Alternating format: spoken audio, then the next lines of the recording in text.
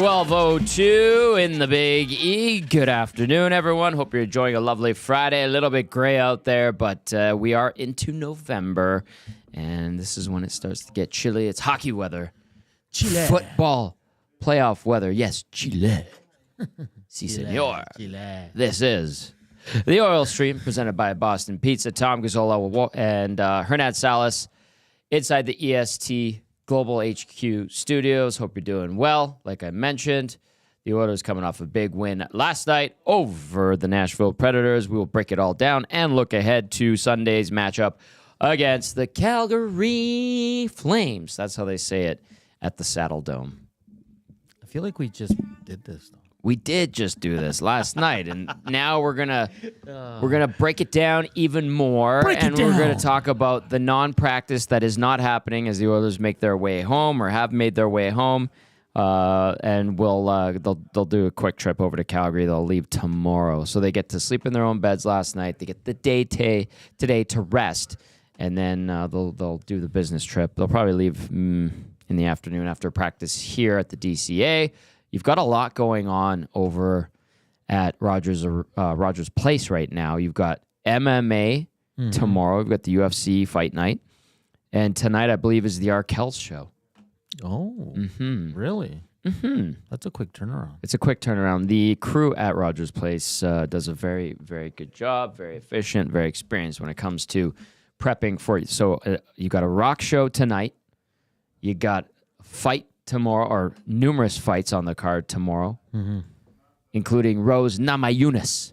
Doug Rose, who we had in studio here on the Hangout. She was awesome. I can't say her last name, so I just call her Namajunas. Namajunas? It'll be a good fight. She's fighting tomorrow. Our own Zach Kubish is down there. He's loving it, man. Oh, he is lapping it up. You know what, with Zach? I'm like, Zach, UFC put out the credential request to us. Go. He's like, well, I already have tickets. It's like, no. Expand your mind, Zachary. You are media now. Yeah. And he loves it, man. Yeah, exactly. And if you don't follow Zach, he's tweeting it out. He's probably putting it on his Instagram and TikTok. Whatever the kids, he's snapping it on Snapchat probably. And I was like, just go and mingle with other peers in the media business that cover UFC. And represent interview the players. EST, interview the fighters. Do it. That's how you get your wing. Do it. So he's out there doing it. And Awanik recognizes this, said, you know what, Zachary? Go. Represent EST at UFC. We'll take care of it in studio. So good job, Zach. Hey, yes. Hi. Next week, why are the Oilers playing at 6:30? Is because National? What day is that? Monday and Wednesday. 6:30 is probably something to do with that. Yeah, okay. Maybe, and it might have something to do with I'm not complaining. the Eastern. Well, I'm just saying. That's an 8:30 start New York Eastern, time for the Devils. And then the Golden Knights is the second game, right? Yes. That one I don't know. That probably has to do with national TV. Because this is the first Amazon Prime game for the Oilers on Monday. You have to have Amazon Prime to watch it. And then Wednesday is a national game night in the NHL. I believe Sportsnet here, ESPN, or TNT in the U.S. Okay. ESPN? I think ESPN. I think ESPN. Interesting. That's why. And I think that that's a great thing that they're starting at 6:30. Well, I'm not going to get home in time to watch the game. That's the excuse some people will have. Tommy's hair looks fluffy. Time to see Chantel. I did see Chantel 2 days ago. I think your hair looks great. I just spiked it right up. It's spiky. Next week, it won't be able to spike right up. It'll flop over. But thank you. Of course, we want your thoughts. 780-218-9999. If you're listening on iHeartRadio, TuneIn Radio, Apple Music, and EdmontonSportsTalk.com's audio player. And then if you're watching on YouTube, like, share, subscribe, all that good stuff.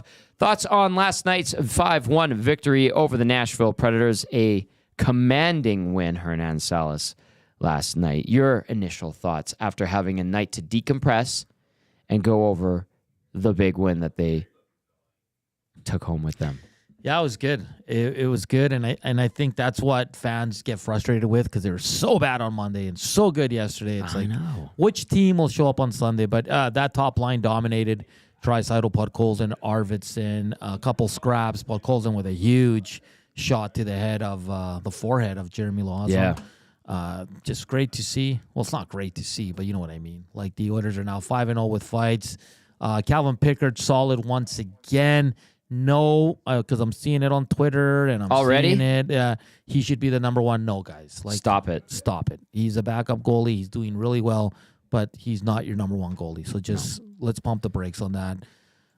Good for Noah Philp. Yep. Excellent kid. Seems that way.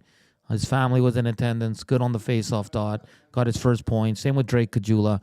And I also want to pump the brakes here. Derek Ryan needs to go on waivers. We saw that last night, didn't we? Yeah. No, he doesn't. No. Because when Connor's healthy, you know who's going to go down? Drake Gazzola. That's right. So Derek Ryan's still a very good player. He's a big part of this team, especially on the PK, which is struggling mightily. But Derek Ryan's not a guy you just dispose of off one good game from Drake Gazzola. So let's pump the brakes on that, please. On this Friday, please. But overall, Tom, you got to be happy with it. And we talked to Cass, and I asked Cass, what team will show up on Sunday? And that's the huge question. That is because a great we question. don't know. Is it going to be Monday's team?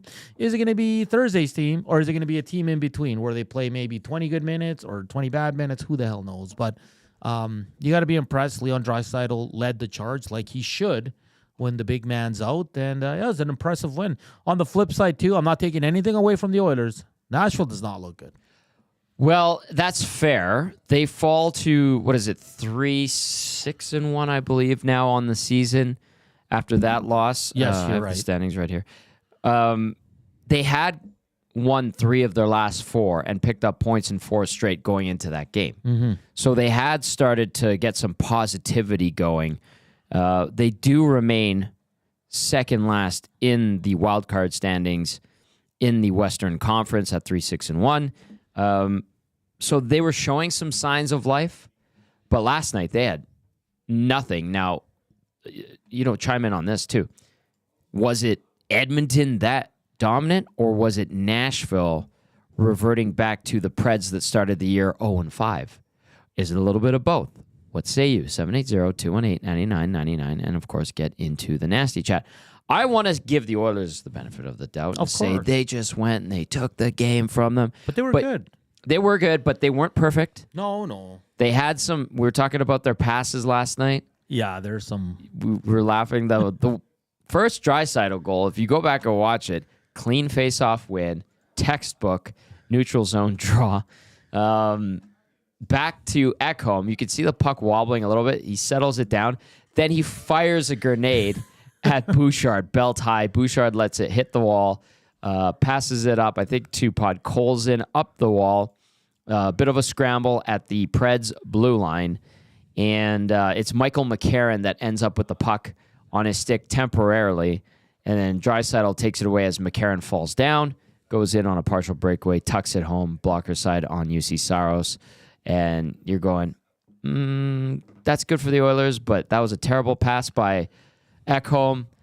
Good play to headman the puck by Bouchard. You get the battle on the wall, and then McCarron trips and falls. Remember we were talking about shot suppression yesterday? Yeah.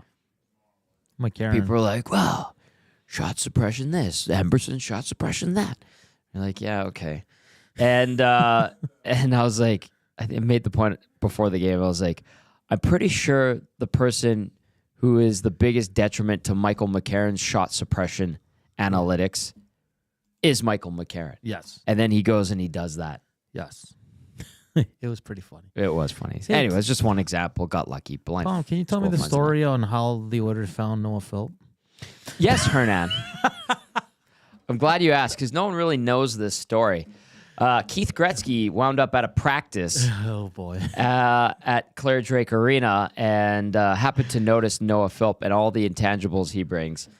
Good. I know we're just joking here, but good on Noah Philp. This is a feel-good story. They got the family down to Nashville. Great job by Kate Doyle, team services director. And you could see them all celebrating when he picked up his first point on the Corey Perry goal. That was a good fourth-line goal. They were mucking and grinding down low below the goal line. And then a quick pass by Philp. Good heads-up play, hanging onto the puck, not being too skittish with it. Yeah, he was good. Gazzola, the quick shot. The rebound goes to Perry. Perry with the long reach, the tuck by UC Saros, and it was good to get the Oilers ahead again in that game. That was a great fourth-line goal, and Philp had some good signs in what would have been a nerve-wracking, adrenaline-filled game for him. Every time Drake scores here in Edmonton, they should play Drake. Drizzy. I like that. You like that? First point as an Oiler for Gazzola since December 29th, 2018, prior to the Gazzola for Manning trade. Max Bezuzu says, "You think the live chat at Nashville Sports Talk's one Saros sent to the minors right now?" No, because they value Saros. He's excellent. He is. It's just Nashville struggles they against Edmonton. They sucked last night, and the Oilers came out and played. And the Preds have had their struggles. They did rattle off a few wins. They, like I said, points in 4 straight going into that game against Edmonton. They had the emotional game of Steven Stamkos returning to Tampa on Monday. They lost that one 3-2 in OT. Prior to that, they had won 3 in a row. So Nashville was kind of, in their mind, probably on the up and up. And then the Oilers just stomp all over them, perhaps motivated by losing Connor McDavid on Monday. McDavid did skate yesterday, by the way. I put that out there yesterday. He was at the DCA as he continues to heal up that ankle. And then that is a type of will to win, I think, we need to see on Sunday from the Oilers against a struggling Calgary Flames club who plays New Jersey tonight. Our own Reed Wilkins says Saros is an 8-7-8 last 7 against the Oilers. Send him down. Trade him to Edmonton. Imagine Skinner, Start Saros. Scott Wedgwood.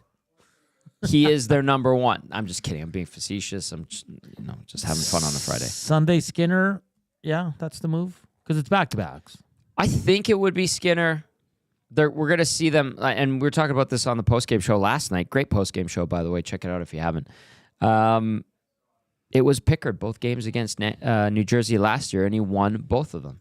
So, yeah, it's probably going to go Skinner or Pickard. I would think so. I like calling him Picard. That would be incorrect. Just like Dermott and it's Dermot. Well, it's Dermott. It's Dermot. Is it Dermot? Yeah, that's what all the announcers Are you calling Sales? him. No. I know. I'm Salas. No, Salas. How do you pronounce your name backwards? Salas. Why is it different?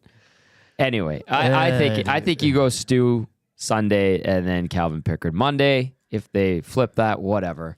And yes, Stu Skinner is still your number 1. Nanso, what do you got? I'm just looking at some of the nasty chats here. Timothy from Rip City Step. After the game, is Dry now the Hart favorite, or do we have to wait a few more games? I don't know. He's joking. Was that Rip City Step? Yeah. Yeah, he's joking. Yeah, okay. He's having a silly Friday too. Well played, Rip City Step. Is he already into the beers? And he's probably working. I would assume he'll be into the beers later tonight. So Mark Stone, Kale McCarr lead the NHL in scoring. Right. Followed by Kirill the Thrill Kaprizov. Nate the Great McKinnon. Yeah. And Kyle Connor. You forgot Kucherov. What? He's not on this list. Stone, Makar, Kaprizov, McKinnon, Kucherov, Connor. Reinhardt. TSN has Eichel. Connor over Kucherov. I'm on the NHL site. I'm on the TSN site. Where's Draisaitl on this list? Oh, he's way down there. Rip City. Kucherov has 17 points. How do they not have him on there? No, they do, but they have Connor ahead of him. Oh, okay. You had Kucherov ahead of Connor. That's what the NHL has. No, I know. But I'm just saying TSN has it. Oh, I see. Okay. This is great radio right now. Draisaitl at 13 points leads the Oilers, 8 goals, 5 assists, +3 this season. Yeah, I don't know. I think. Do you feel like the Oilers are coming out of that malaise that plagued them in the first 10 games? No, because I need to see it for more than 2 games, Tom. You can't keep going 1 game good, 2 games bad. And we haven't seen that. We saw them play well against Carolina, but they lost. They saw them play well against Pittsburgh. They won. And then Columbus was a stinker. Yesterday was really good. Dallas, I think they played good, especially they played the first well. 40 minutes. And then in the third period, they let it slip. Yeah. Okay? That last goal with, 38 seconds left in the second, the one where Henrique lost the draw, couldn't get over. Duchesne has all that time and space to walk in and rip it past Stu Skinner. I know Skinner took a lot of heat for that goal. they played a good 40 minutes in that Dallas game against a very good Dallas club that is playing right now in Finland against the Florida Panthers in the Global Series.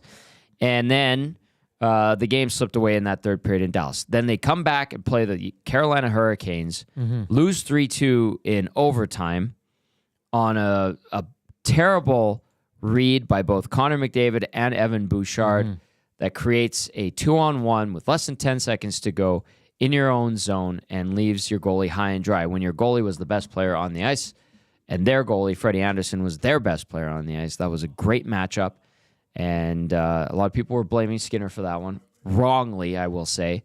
And then they go and get a shutout from Skinner against the Pittsburgh Penguins club that I think can be described as spotty at best this year.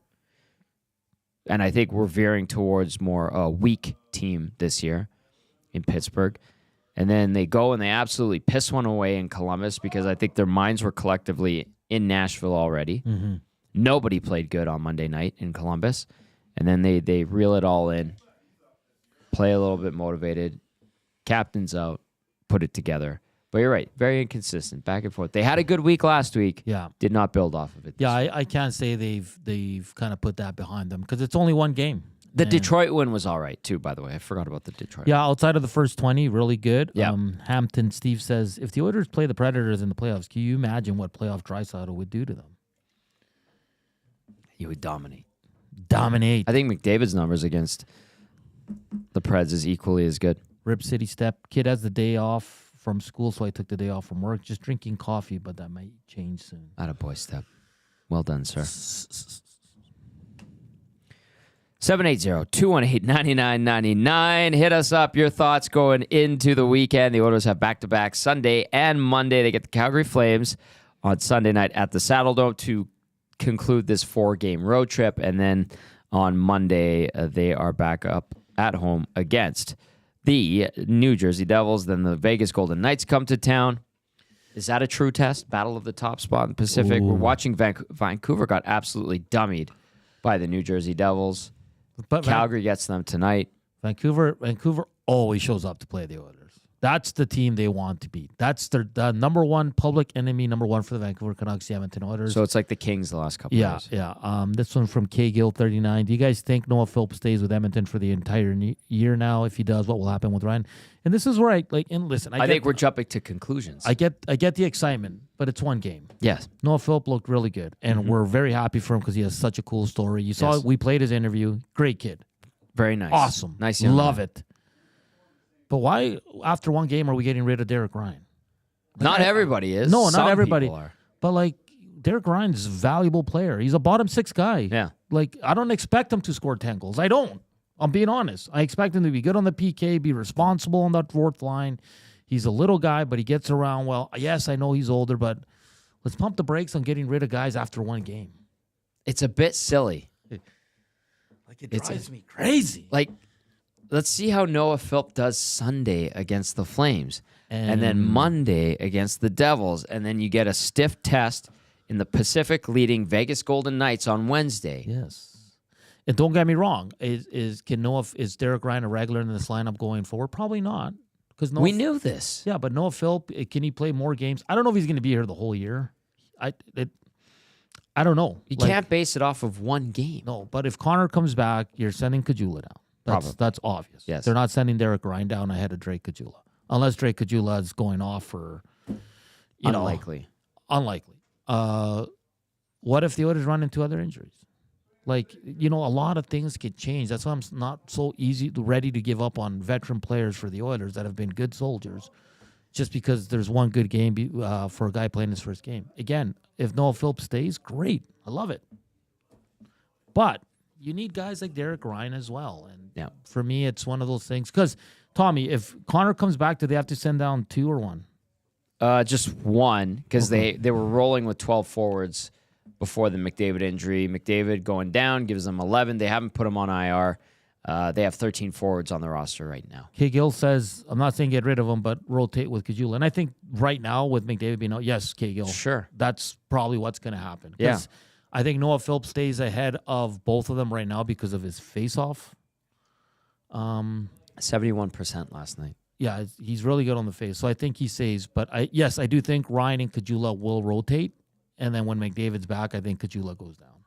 And then it'll be Noah Philp and Derek Ryan rotating. Is that fair? I think that's plausible. Okay. Absolutely. Yeah. I want Noah Philp to be here and have success. Everybody wants him. I do. It's manifesting positivity for him. You like what he did in the preseason. It continued last night in a real NHL regular season game, which is fantastic. It has to continue. It has to build on that. And yes, he earned a spot at after camp. He did. But I think the Oilers were like, let's get him down there. Let's get him playing some games. Yeah. Power play, PK, top 6 down there in Bakel, and then he would be the first call-up, and that's exactly what happened. And I never mind that, Tommy. Instead of throwing him right to the wolves in Game 1, you saw what happened in that first game against Winnipeg. So I think this is the perfect timing for Noah Philp to come up. And, again, he's not a 21-year-old. He's 26. Yes, good point. So he's a lot more mature than a guy that you drafted and you're bringing up, in his early 20s. So I hope Noah Philp can stick around. I hope he can continue to grow, and I hope he can score a goal. Corey Perry was looking for them. They came close at the end. And again, nothing against Drake Gazzola. I think he's earned a call-up. I think he was fine yesterday. And yes, I agree with K. Gill that it's going to be him or Derek Ryan going forward. And when McDavid does come back, it will be Derek Ryan staying and Gazzola going down. That's my opinion. Fair. I could be wrong. Fair. No, I think you're right. Keep it down over there. It is the Oil Street presented by Boston Pizza inside the Popeyes Louisiana Kitchen Studio at EST Global HQ. Tom Gazzola, Hernan, Salas, having some fun with you today. Big boy Dustin Nielson healing up, resting up. He was ill all week long. He is on the call. CFL's West Division semi this weekend. And then we anticipate Dusty being back. So let's hope he's feeling good tomorrow. I hope so. I think he'll be okay. I think this flu is like one of those lingering ones because I hope not. He was pretty frustrated yesterday that he was still feeling not 100%. Good signs that he was on your show yesterday during the announcement. Yeah. Great work by you guys too. Loved it. I loved the worlds colliding with Joaquin being a former Oiler, covering Elks at Commonwealth. Yeah. I thought that was awesome. I was just like... He was a hit, too. A lot of people wanted to meet him. Really? Yeah. Very cool. A lot of people were like, Joaquin. He's a likable guy. I wanted to point this out really quickly in regard to Philp. I know we're having this conversation. We're very encouraged by what he did last night, as we should be, and that builds off of what he did in the preseason and training camp. I mentioned he was 71% on the dot yesterday, Hernan, and it wasn't even like he took just a few face-offs. Wasn't like he took 5. Yeah. He took 14 draws and he went 10-4. That's awesome. That's good. That's something that he could be like. I know he'll be confident and excited about the point in generating offense. That's natural. You should be excited about that. But I think when it comes to the details of the game, the coaching staff and Philp himself will probably look at that face-off percentage and be like, that right there is what's going to put him into the lineup if he could do that consistently over a Derek Ryan. What does he have over Ryan? Age. He's younger, obviously, and he's no spring chicken at 26, like you said. And then if he could be strong on the draws, the Oilers want a big, strong right shot centerman. Well, he's 6'3". He wins draws. He's a right shot.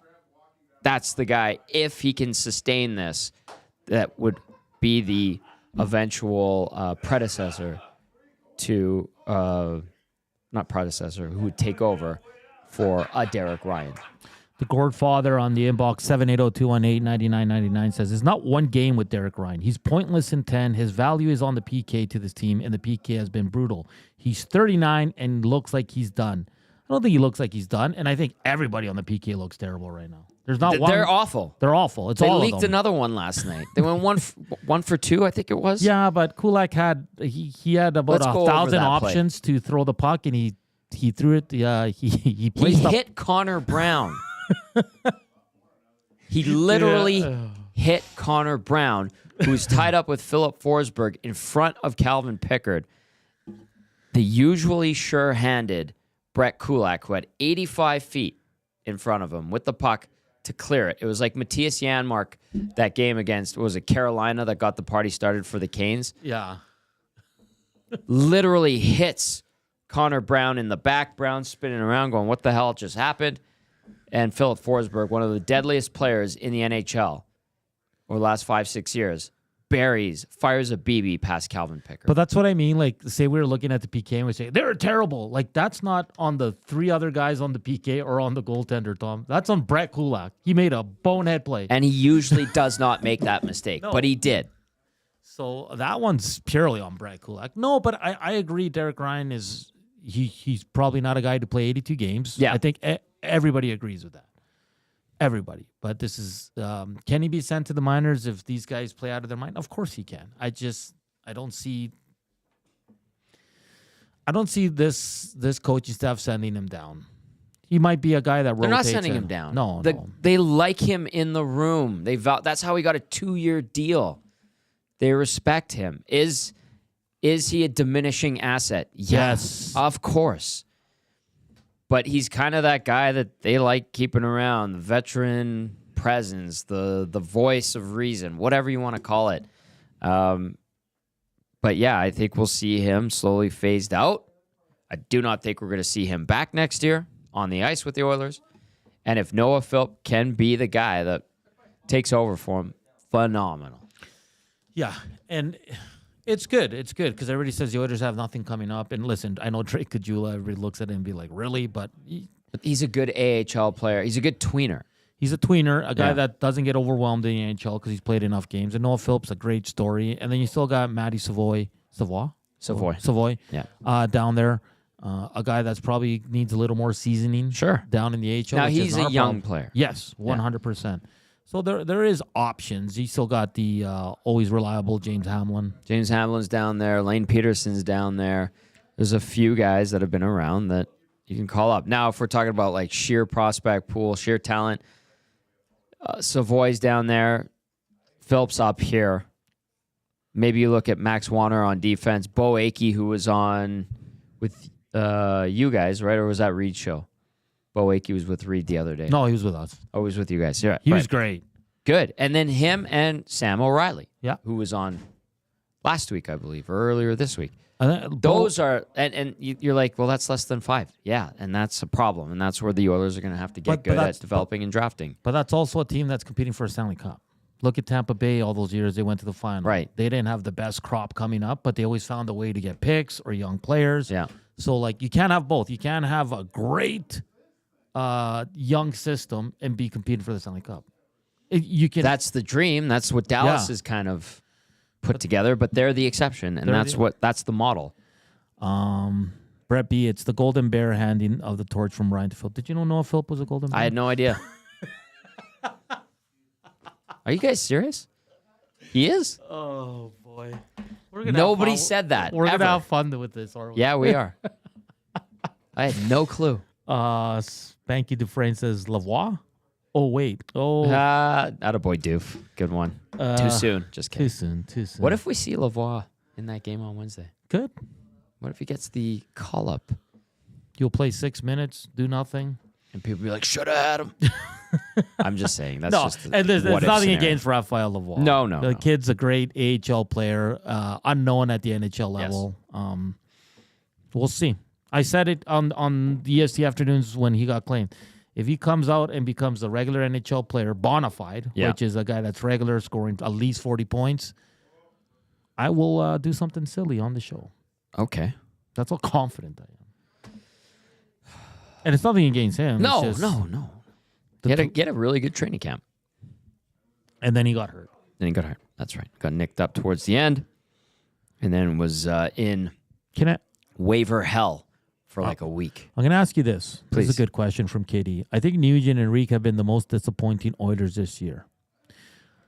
And then he adds, which sucks because they chose Rico over Holloway. Well, I don't know if they chose Rico over Holloway. I don't think they expected the Holloway situation to happen the way it did. Yeah.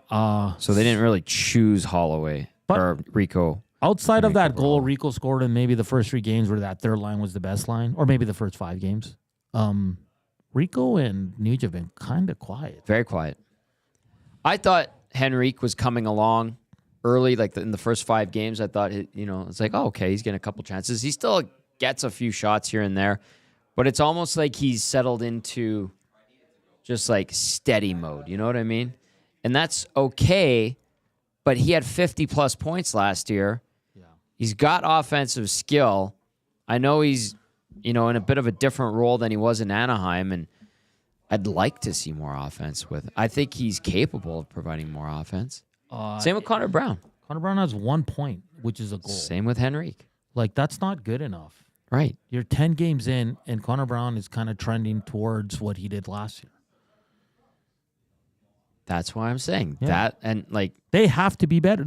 At some point, and listen, we're not sitting here saying Rico and Connor Brown have to be the big production guys because that's not their game. That's not their role. They're bottom 6 guys.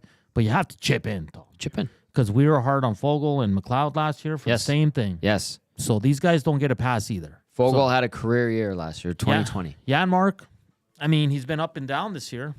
He's got 2 points. He's got the same as both Henrique and Brown combined. Quickly, Florida up early on Dallas. What's the score? 2-0 already. Who's got the goals? Evan Rodriguez. He's good.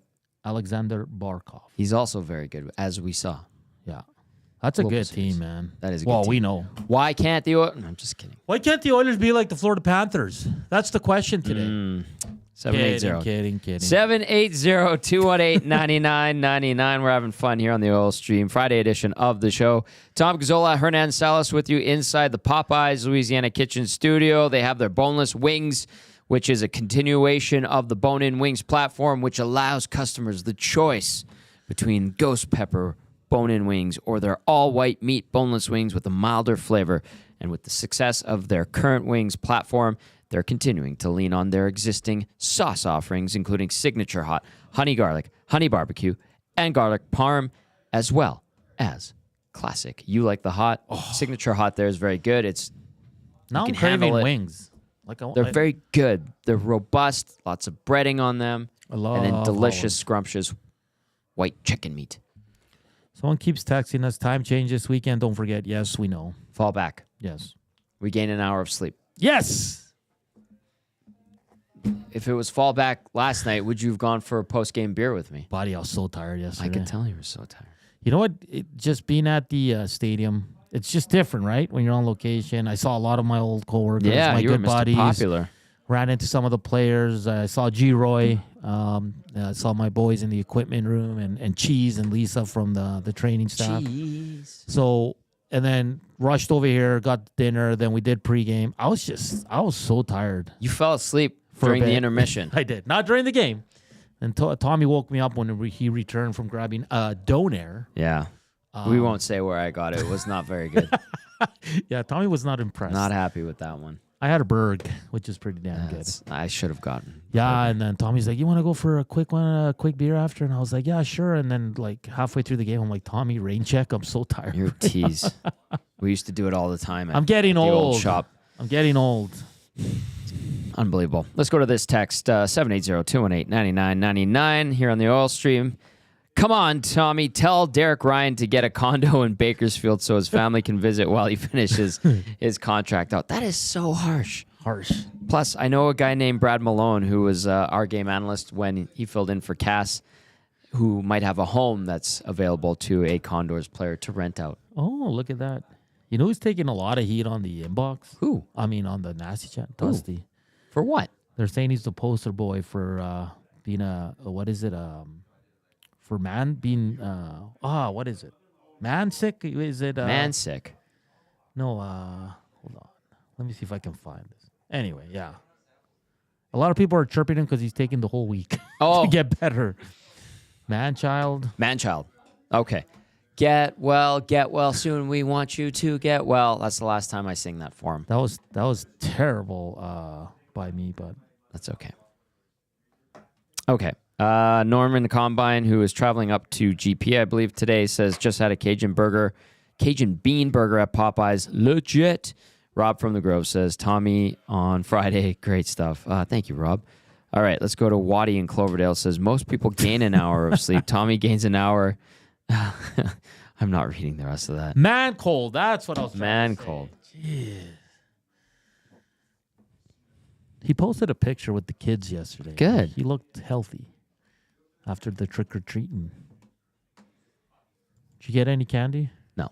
No. No, it's all good. I had what the Combine crew, Trace and Norm were here. I had the Italian. I had a piece of a donut. Man, they're good, eh? Oh, fantastic. Okay, let's Atif. Let's get to Atif. Atif was at Century Casino Sports Bar and Lounge for Thursday Night Football with Lieutenant Eric last night. I don't know what Atif was doing there, but he texts us, and Atif says, "Good afternoon. This Oilers team is lean in the Hearts team right now. The boys looked amazing last night. Could I get a shout out for my sledge hockey team, the Edmonton Storm? We're heading to Dallas, Texas to represent the Oilers. All the sledge hockey team will be wearing NHL jerseys. We are scheduled as follows: playing Colorado, Chicago, and yes, Arizona, who sent the Coyotes, and they still exist. Leaving next Wednesday." Atif, really getting ahead of it, Atif, but good luck to our Edmonton Oilers sledge hockey team that Atif is a member of. That's awesome. They went last year too. I think they had a tough go. Cool. Yeah. Atif, I'll always read that out for you, pal. Even though I give you the gears for what you were doing last night at Century Casino with Rick in town. Jasmine says, man cold. Man cold. Apparently we as men are ninnies when it comes to illness, according to women. Brett B says EST is abusing the LTIR system with Dusty. I'm not gonna say anything against that because maybe there's something there. Maybe there's something there. X-Ray J, who's on the goalie coach bandwagon. Yeah, I don't go there anymore. We're not gonna go there. And yeah, Dusty is taking a lot of heat. I love it. I love that the oil stream is Dusty's taking the heat here for 5 days off from work. Yeah. He was really ill. Yeah. It's all good. It's all good. All right, portions of this hour brought to you, of course, by Boston Pizza, presenting sponsor of the Oil Stream. They have their new lunch menu. It's that fast lunch that they're doing. A fast lunch doesn't have to mean fast food. Grab lunch at Boston Pizza. At BP, they're offering a delicious and satisfying lunch without breaking the bank for just $15. You can build a lunch combo that perfectly suits your taste. Their menu's crafted to satisfy your midday cravings with a variety of options, whether you prefer a quick bite or have time for a leisurely lunch. And that's why their new lunch menu delivers within 20 minutes, or your next lunch, Hernan Salas, is on them. Boston Pizza, good stuff. As always, BP Westgate, shout out to Curtis and Tony and the crew there. They had their Halloween party for the kids yesterday from 3 to 6. Hopefully it went really, really well. Yes. What are you laughing at? Just Dusty text. Matthew, you are getting set for an afternoon of producing, but we're getting a lot of complaints about Dusty and his man cold or being a man child, and you were not easy on Dusty earlier on the hangout. What's the I just don't give me. I don't want the sympathy. I'm not giving him sympathy. right? Oh, I don't need these poor Dusties. Oh, what a tough thing he's going through. Oh, Hernan yesterday. Oh, poor Dusty. No, I know. We're all doing the work here because he's not here. He doesn't get poor Dusty. Dusty is the A week long? Like really? You're gonna be gone for a week? What is this? Yeah, but he's 6'5", so the flu hits him a little bit harder. Do you know? But this, he apparently, as of 2 weeks ago or last week, was bragging that he's a man of health and everyone should be like him. Yeah. Ouch. And then the week later, he gets sick. Karma's a bitch. That's why there's no poor Dusty sympathy. Don't go bragging and tempting the gods of that. He's got the receipts. That's from Gager. Gager's got those receipts. Dusty's Well the new done, Patch already, Oh, really? according to Andy. Yeah. I like that. Rob the Plumber. Thank you, Matthew. Rob the Plumber says, hey, guys, there must be something in the company handbook for amount of days missing for having a man cold. And then Andrea says, Jason the Acadian is the trooper when he's sick, and I'm the wimp. The Gourdfather says, Dusty can work the presser yesterday and CFL tomorrow, but he can't come in for his Friday shift? Yeah, he's still not feeling well, though, so he's got to travel to... Well done, And when you're Fraser. sick and you're traveling, It's the hard. worst. It's a bacteria-infested tube, and I know that people are like, well, the air is recycled every 2 minutes inside an airplane, but still, like, you get all the people touching and germs on hands. It's not just the air; it's all the other stuff. Maddie will like this one from Jen. Dusty's feeling the consequences of being a workaholic. Needs to slow down sometimes. He does work very hard and consistently, but we all do. I feel like we all do. Maddie's not. Yeah, what? None of us work hard here. I haven't had I've had one day off in the last 3 weeks. I was pretty tired. Thanksgiving. Yeah. I was pretty tired yesterday, but I'm soft, man. Well, you were sleeping like an angel on that couch. I'll say something though. I think All right. from this crew here, I think I might be the only one that's ever done like construction or labor. I worked in a tire shop for 3 years. Okay, did you? Yeah, Okay, that's pretty hard. my Like- back hurts still. Yeah, because Maddie's been in radio since he was 18. Yeah. Dusty worked at Save-Ons. Yes. Eric worked at Save-Ons. Which is hard, like being a baker. Yeah, they're like and- stock. I think they worked in the bakery. Produce and Produce. stock, I That's think. hard. Yeah. Reed, I don't know. Jayman, Reed did something. Jay Milne owned the furniture business. That's hard work because I worked in furniture. And in my Jay early 20s. is a jack of all. He'll do it all. He'll do the physical labor. He'll do the sales. He'll do the admin. Trev was a bartender, Yeah. and our young producer Zacticum, I think might be his first or second job. Correct. Yeah, so I did concrete for one day. How'd that go? On the way home, the guy goes, "You coming back tomorrow?" I'm like, "Nope." That was the hardest work day of my life. I'm not even kidding you. Holy smokes, Tom! And it was freezing.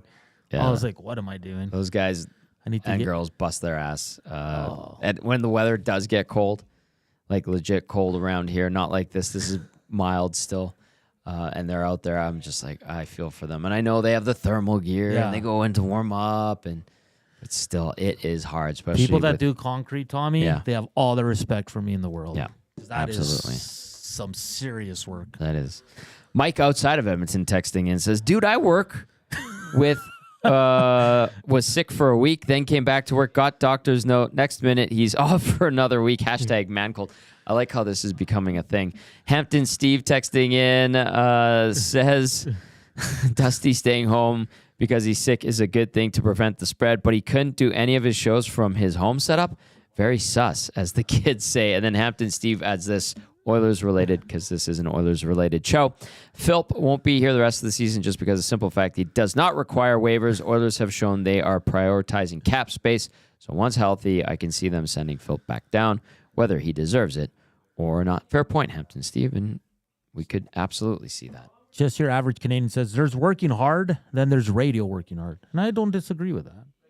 Like, I'm tired because it's a different tired, but like I get the It's a physical mental part. drain. It's a mental drain. I get the physical part. Trust me. I've done it all, people. And there's, I was never meant to be in labor work jobs, Tom. No. I'm just not good at it. These hands have no calluses.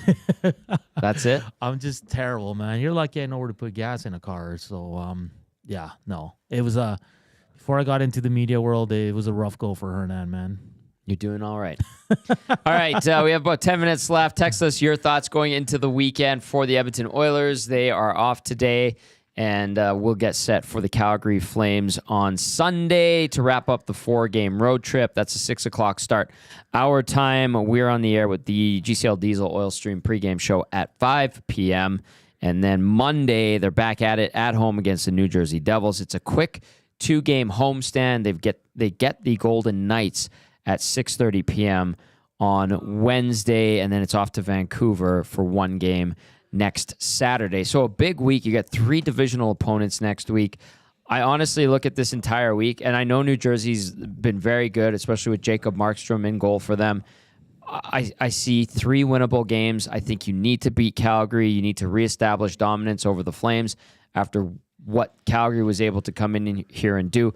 I thought that was a good performance from Stu Skinner against Calgary last month, but the rest of the team just couldn't kick it out of second gear. Yeah. You know, there was a malaise. They just didn't have it, and I'm not even making an excuse for it. It was unacceptable, but I think this is an opportunity to go lay the boots to the Flames while they're in trouble. Calgary gets New Jersey tonight. We'll see how that game goes. I'll keep an eye on it for sure. This Golden Knights game on Wednesday, I think this is going to be a battle of the powers in the Pacific, if you want to call them the powers. I think they both deserve to be called powers. I think Vegas might be a sneaky contender this year, even though the forward depth isn't there like it was in years past. But look at Mark Stone. Whew. And that is a guy, that's a leader right there, Mark Stone. Yeah. That is a hockey player right there. And then next Saturday in Vancouver, late start. The Canucks, I don't know how to pinpoint them right now. Like, what are they? Are they a good team? You heard Rick Tocchet. I think Tocchett's comment that I heard the other day, or was it last night, was the Canucks team that got pasted by Jersey 6-zip.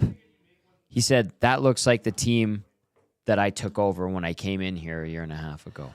And that was an awful team. But you know what I find about Rick Tocchet, and this goes back to last year as well, every time they lose the game, it's like the worst thing in the world. Like he's intense. Yeah, but it's like that gets... I think that wears thin eventually. It's like, hey, bro, like sometimes you lose a game and you played well.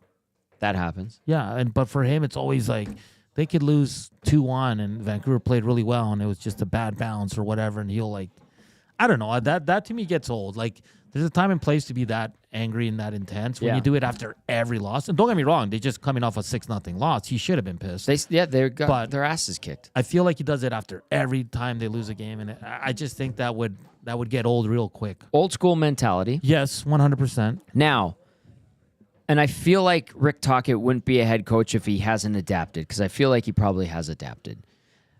What I think might be happening in this scenario where he goes out to the media and he makes statements like that is that's him venting, and then whatever he says, maybe he told his team, like, listen, I'm going to call you guys out in the media. If you have an issue, come and talk to me, or before I go and rip you guys publicly, know that this is how I really... Like, this might be him just, like, putting up a front. You know what I mean? Yeah. Because I think he's capable of playing games with the media, or, you know, a little bit of deception, if you will, a little bit of old school deception, and giving, you know, throwing some chum in the water with quotes like that. But then when he goes and he has his meetings with this team, be okay, we got our asses kicked. Let's get to business. Yes, I called you out in the media. You're going to get these questions. If everybody's on board and everybody's on the same page, regardless of him, you know, calling them out publicly, I think if he has their trust and he is upfront and honest with his strategy, then I think they're okay in the room. Yeah. But you're right. It does come off old school. It comes off... Yeah, it's like, okay, we're tired of this. Are you Daryl Sutter?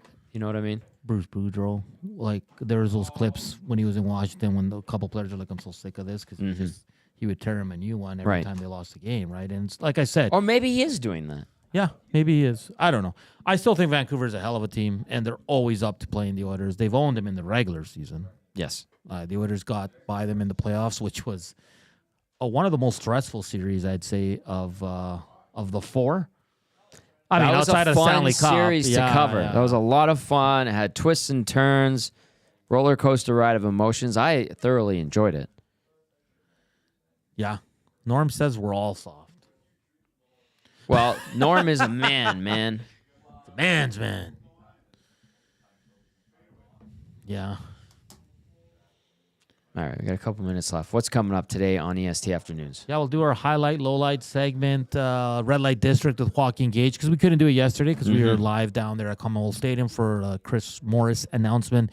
DVD at 1:40. We'll talk some Oilers and Elks. Excellent. And then Justin Dunk at 2:40 as he's doing some sit downs with CF in SAS for the CFL playoff game. So we'll touch on both games.